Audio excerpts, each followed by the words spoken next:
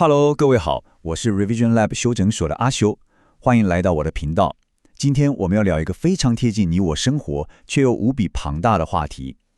各位可以試着回想一下，你在生活中最私密、最日常的焦慮到底是什麼？你可能煩惱着要怎麼教養小孩，才能讓他們具備國際競爭力。你可能正在苦惱如何找到合適的另一半共組家庭，或者是當家裡長輩倒下需要請人照顧的時候，你該怎麼管理一位來自異國的外籍看護？其實這些看似純粹屬於個人或者是家庭內部的私領域抉擇，背後完全是被一股看不見的全球地緣政治力量所操控着。這聽起來真的很不可思議，對吧？但事實上，我們家裡客廳每天上演的戲碼，就是國際局勢最真實的微觀縮影。我們常常以為自己在做自由意志的選擇，但其實很多時候，我們只是在全球化的浪潮之下，做出最理性的生存反應而已。重點來了哦，我們今天會進行一場從微觀到宏觀的焦距切換。今天的內容分為4個階段，分別是政策背後的地緣政治、與移工的日常界限、全球化的教養焦慮，以及最後的婚姻與階級流動。這趟分析旅程，我們首先會把鏡頭拉到最高空，看看國際外交與全球供應鏈是如何施加無形的壓力。接着，我們會瞬間推進到台灣人的餐桌上，剖析雇主與移工之間的心理界限，然後深挖中產階級父母的教育恐慌，最後探討勞工階級如何利用跨國婚姻來扳回城。這是一套非常完整的底層邏輯拆解，請大家跟着我的節奏，我們一起深入思考。第一部分，政策背後的地緣政治，讓我們切換到宏觀的視角。學術界有一個非常犀利的概念，叫做地緣政治多元文化體制。簡單來說，國家對待外國人的態度，往往不是出自純粹的人權關懷，而是國際局勢逼迫，或是為了配合全球供應鏈的商業利益所做出的回應。為了讓大家更有感，我們拉出歷史的時間軸來做個對比，回顧1990年代末期。當時台灣社會對於東南亞跨國婚姻其實是充滿了未知的恐慌，當時的輿論甚至普遍認為，這些外籍配偶生下的孩子會拉低國家的整體人口素質，這是一種極度貶低而且充滿偏見的社會氛圍。但是到了2016年之後，隨着新南向政策的推動，整個社會風向發生了180度的大翻轉，這些被稱為新二代的孩子突然被捧成了國家前進東南亞市場的南向小尖兵，他們的跨國背景瞬間從一種社會負擔變成了極具價值的地緣政治資產。而到了2024年，像是美國人口販運報告這樣的國際標準，更進一步直接介入，並改寫了各國發放移工簽證的政策。時間軸上的每一個節點都確確實實地證明了，政策的轉向永遠是緊跟着國際利益的脈動。探究這背後的深層邏輯，其實非常現實。大家可以思考一個問題：為什麼同樣是跨國婚姻的子女，在台灣的遭遇卻有着天壤之別呢？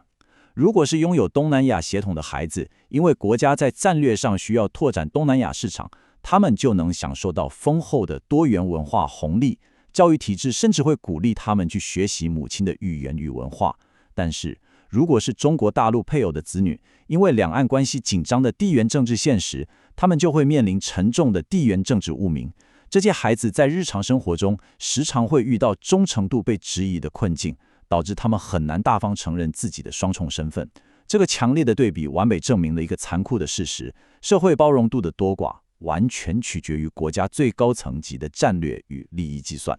除了國家利益之外，全球供應鏈的規範力道更是超乎你的想象。舉個真實的國際案例，美國國務院每年都會發布一份極具影響力的人口販運報告。日本就曾經因為引進太多菲律賓娛樂簽證勞工，被美國點名批評有剝削的嫌疑。日本政府覺得在國際上面子掛不住，立刻大動作限縮了簽證的核發。結果呢，原本循規蹈矩準備去打工的人，反而被迫轉向更危險的地下管道，衍生出更多嚴重的問題。同樣的壓力也實實在在地發生在台灣，像是巨大機械這種全球知名的自行車大廠，為了符合美國買家以及國際負責任商業聯盟的 ESG 嚴格標準，被迫必須全面重整移工的仲介費收取機制。因為如果沒有達到 ESG 的規範，企業就拿不到歐美大廠的訂單，甚至會直接被踢出全球供應鏈。所以說，國際市場的遊戲規則就是這樣直接且強制地改寫了在地企業的運作模式。接下來這一點超級重要，我們進入第二部分，與移工的日常界限。現在，我們要將鏡頭從高大上的國際外交瞬間切換到你我最熟悉的台灣家庭客廳裡。當全球化的力量把一位來自東南亞的女性帶進台灣家庭，擔任看護或幫傭的時候，這就是兩種截然不同的階級、國族與文化在同一個屋檐下相遇了。在社會學裡，雇主和移工之間這種細微的心理攻防，我們稱之為跨界工作。這絕對不是什麼遙遠抽象的理論哦，這是每天都在你我身邊真實發生的具體操作。簡單來說，跨界工作就是雇主和移工每天透過生活中的瑣碎細節來決定彼此的權利界限到底畫在哪裡。比如說，這位外籍看護能不能跟全家人一起坐在同一張餐桌上吃飯？他能不能自由使用客廳的電視？我們是用上對下的命令口吻跟他說話，還是用平等的商量語氣？全球資源分配的不平等，就這樣赤裸裸的在我們的晚餐桌上進行着極度微觀的協商與拉扯。為了讓大家更好理解，我們可以把台灣雇主的管理風格歸納成4種模式。第一種是高度權威的排斥型，雇主覺得階級分明，雙方就是徹底的尊卑關係。第二種是純粹生意的平等型，大家公事公辦，工時算得清清楚楚，不談私人感情。第三種是情感納入型，雇主真的把移工當成自己家人，出去玩也會帶着，盡力淡化階級差異。不過，最複雜也最值得探討的是第4種家長制的控制型。這類雇主表面上把你當家人，對你噓寒問暖，但骨子裡還是高高在上。最經典的例子就是，雇主會以怕你亂花錢為理由，強迫幫移工開戶並扣款存錢。這聽起來像是在照顧對方，其實底層的邏輯是一種防止移工逃跑的經濟控制手段，是包裹着溫情外衣的風險管理策略。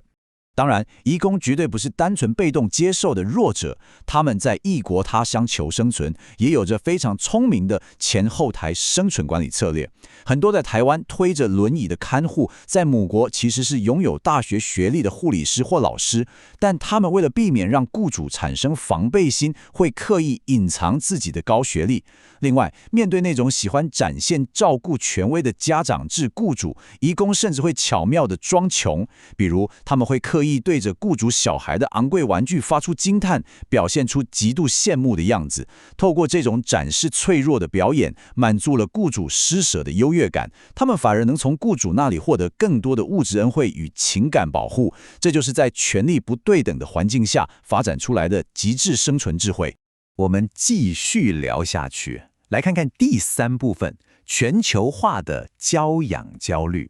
現在讓我們把正面鋒利的分析之鏡轉向中產階級父母。現在的父母養小孩，焦慮感幾乎是隨時處於爆表狀態的，而這其實也是全球化帶來的直接產物。